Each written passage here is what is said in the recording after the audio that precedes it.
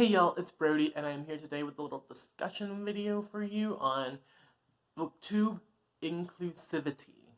So today I want to talk about the difference between diversity and inclusivity and, where booktube excels and where it kind of falls flat.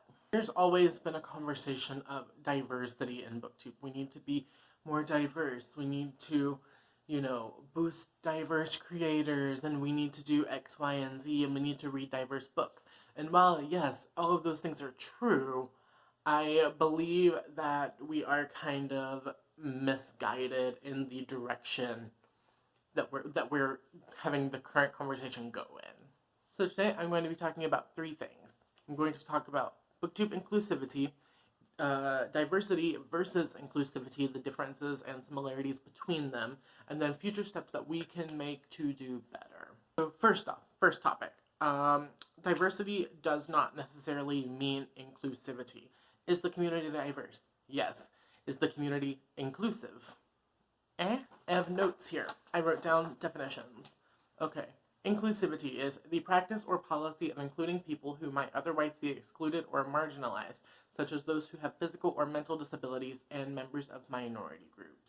Diversity is the condition of having or being composed of differing elements. So, right there we get our key difference. Diversity, the community is diverse, yes. We have people of all different backgrounds, all different heritages, all different sexualities, and gender identities, and ethnicities, and everywhere. We have all across the board. We have disabled creators, we have neurodiverse creators, we have plus-size creators, just all through the board. We have all of it. So yes, the community is diverse. However, the community isn't as inclusive as I think we like to think it's being. I say this because I can't help but notice a very distinct lack of people of color, of disabled people, of plus-size people, of queer people when it comes to who is being included in what. When it comes to marginalized creators, we are the ones carving out these spaces for ourselves. And that's kind of how it's always been with marginalized people. Like, you have the quote-unquote, systematic standard, and then you have us who are trying to, kind of dig our way through the dirt so that we can get on the same level. It's like we are having to, fight everything tooth and nail to get the same recognition as our non-marginalized counterparts. And a lot of that has to do with what? Systematic racism, systematic oppression, ableism. I could keep going on.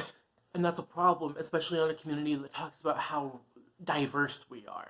I feel like diverse has kind of turned into a buzzword in a way, where it's yes, we know the community is diverse. Yes, we have creators from all over the world who speak all different languages, from all different backgrounds, everyone. Yes, we are a diverse community. However, the inclusion is where we lack. And I want to briefly derail this and talk about natural inclusion versus tokenism. So with a lot of live shows and readathons and stuff like that, just stuff that the community in general does, I can't help but notice that whenever marginalized creators are included, it's usually just one person. So say you're doing a live show, right? You have 10 people, you and 9 other people. 9 of them will almost always be white, and 1 will be a person of color. Or say you're hosting a readathon, and you have 10, co-hosts or reading sprint people or whatever, 10 people involved in the readathon. 9 of them will be cis, and 1 of them will be non-binary, or genderqueer, or trans. That feels like tokenism to me. I can't speak for everyone, clearly. I'm not speaking for everyone. But whenever you have 1 out of every 10 people who are a marginalized group in a community that talks about how wonderful it is to be diverse, then that is a problem. Don't even get me started on the lack of inclusion for disabled content creators. Because when I see people talk about, diversity, disabled people are just, not even in the discussion at all. And that's very uncool. Is having a creator of color in your live stream? Great. Is having a queer creator in your live stream? Great. Is having a disabled creator in your readathon? Great. Yes, all of these things are fantastic. It is great to do something rather than do nothing. But you can do better. So, what can you do to do better? What can you do to improve this? You're probably thinking. By including people of all different groups, all different marginalizations, in everything from live shows and readathons you're hosting and big events like that, to just like who you're just retweeting their videos to. By doing this, you are giving other people a platform.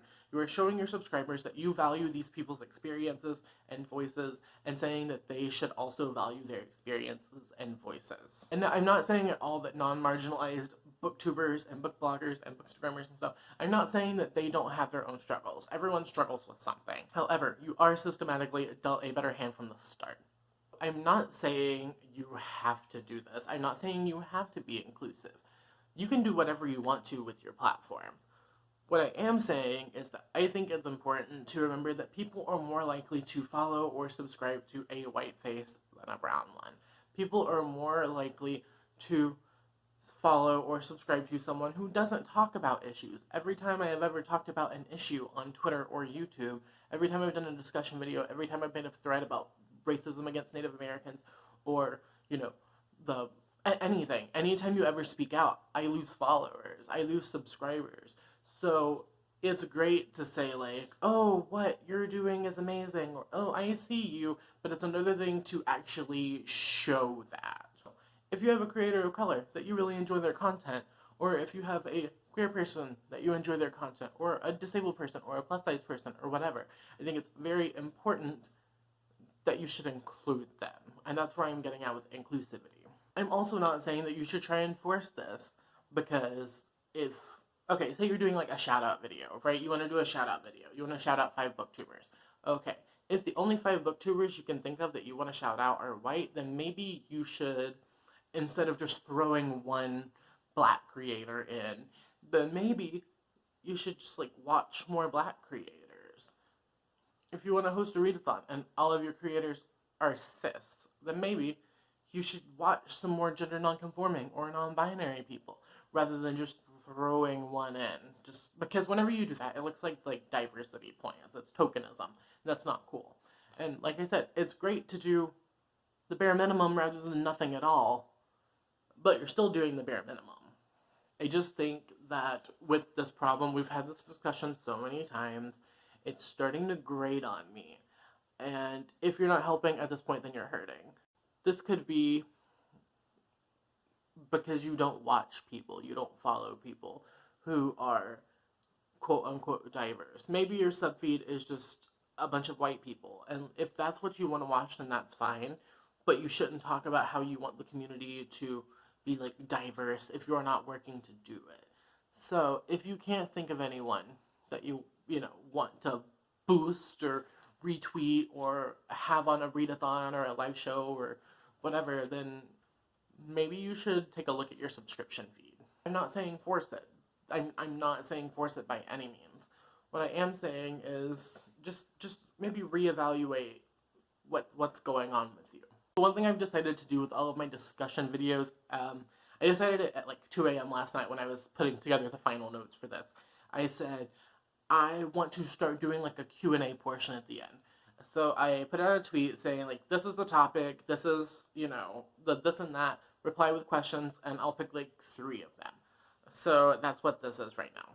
Okay, so Mackenzie Bryn Rapp says, how can us whites help bring up and discuss racism in the book community without overstepping and speaking over/for people of color? One thing that I've started doing, if it comes to a marginalization that I am not specifically a part of, I will not necessarily stay quiet.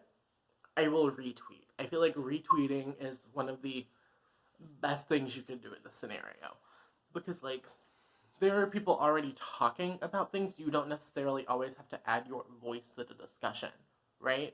Okay, so Jerry McAutherman writes a book that fetishizes black women, okay? Then you are very, very likely going to see black creators talking about this. So one thing that you can do to bring up the topic of the racism in the book is to just retweet their tweets. Just boost what they're saying. Share their videos if they make a response video about it. So think of it like this. I am standing here shouting with my hands cupped around like this, okay?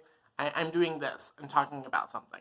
And you have a microphone that is connected to a sound system in the room. Okay, so whenever you talk, everyone is going to be able to hear what you say.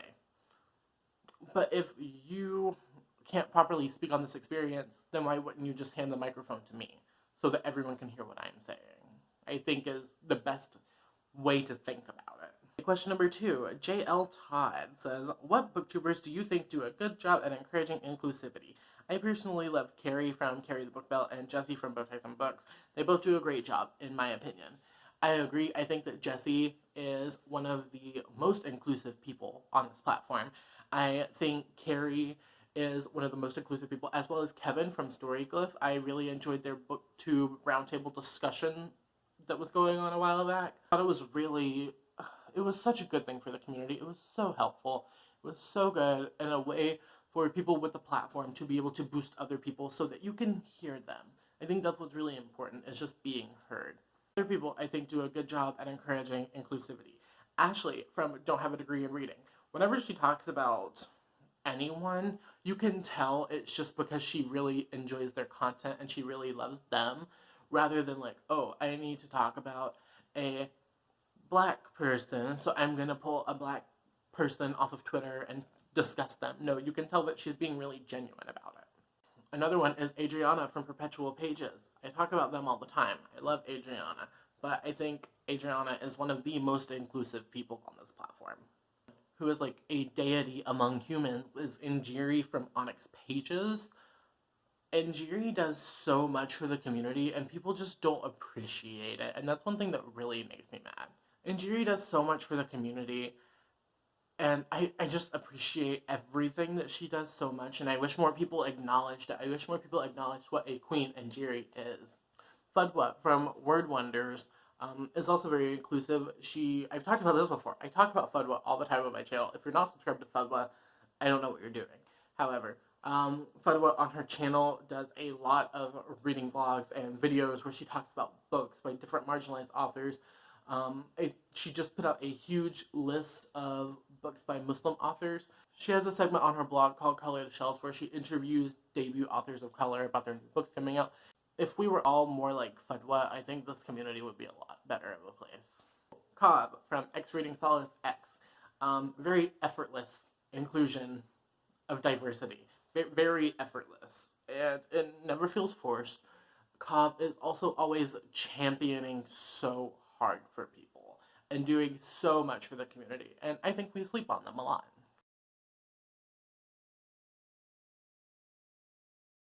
The last question comes from Shade Tree Reads. It says, what are good ways to fight the algorithm? YouTube so rarely puts new or different folks in my feed/suggestions. I see the same 5 or 6 people, some I'm not even subscribed to. It's maddening. This is something that is very frustrating. I've noticed it too. I tend to get recommendations for like the same 5 or 6 people, some of whom I've never watched their videos. Like, I've heard of them, but I've never watched their videos, and I don't really want to watch their videos. They don't put out the content that I am interested in watching, so why would I subscribe to them? One thing I've just recently found out on YouTube, if you get someone in your suggested feed that you don't really care anything about watching, you can click like the 3 little dots, and once you click it, it should have a drop-down menu that says like, I don't want to see content from this channel or hide content from this channel, so that way the same people won't keep popping up in your subscription feed. And if you want to go watch them, you can just search their channel. That way, you are kind of telling the algorithm, like, okay, I get it, you don't have to show me these people. Hiding the channels helps me a lot. And I only do that if I'm, like, very disinterested. Like, I very rarely do it, but that way I can stop seeing the same 5 or 6 people popping up in my feed, and that way I can kind of get some more stuff in. But, unfortunately, there's no true way to fight an algorithm. It's just, like, minor acts of resistance that we can do. Anyways, that's all I have for you today. Everyone that I have mentioned will be linked in the downstairs to the description, so make sure you go check them out and follow all of them and subscribe to them and support them. I want to keep this discussion going in the comments, so comment question of the day. I want you to ask me a question. I didn't cover every single thing that I wanted to cover in this video. It's already getting pretty long. But ask me a question in the comments. I will do my best to answer it. There wasn't a whole lot of time between posting the tweet and filming the video, So I want to give more people a chance to ask questions down in the comments. So let's just talk about it. Let's just keep the discussion rolling down there. And if you don't want to do that, or you don't have the spoons, then leave me a yellow heart emoji so I know that you made it all the way until the end. I hope you enjoyed this video. If you did, leave a thumbs up, and if you didn't, maybe reevaluate what made you so uncomfortable about it. All of my stuff will be linked down below, so make sure you go check that out and follow me on Twitter so we can keep going with the discussion. Alright, I hope you have a wonderful, whatever it is, wherever you are. I will see you next time in another video. Okay, cool, bye.